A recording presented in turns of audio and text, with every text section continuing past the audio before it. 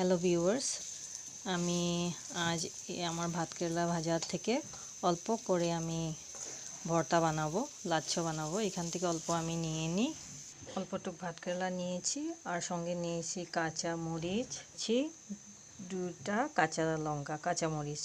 কেন কি আজকে বৃহস্পতিবার, তাই আমি লঙ্কা পোড়াবো না, তাই কাঁচাই। সামান্য এখানে নুন দিয়ে দেবো, কেন কি আমি ভাত কেরেলা ভাজাতে নুন দিয়ে ভেজেছিলাম, তাই আর বেশি করে দেব না, অল্প সামান্য। এখন অল্প ছেঁচে নেব, অল্প করে ছেঁচে নিয়েছি। এখন আমি ভাত কেরেলাগুলো একটা একটা করে দিয়ে দেবো, দিয়ে অল্প অল্প করে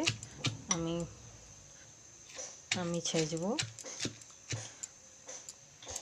এখন সবগুলো একসাথে ছেঁচে নেব ভালো করে, বেশি ছেঁচবো না, জাস্ট অল্প ক্রাশ হতে হবে। আর ভাত কেরেলাগুলো সঙ্গে ক্রাশ হতে। এগুলো এখন রেডি হয়ে গেছে, ঢেলে নেব।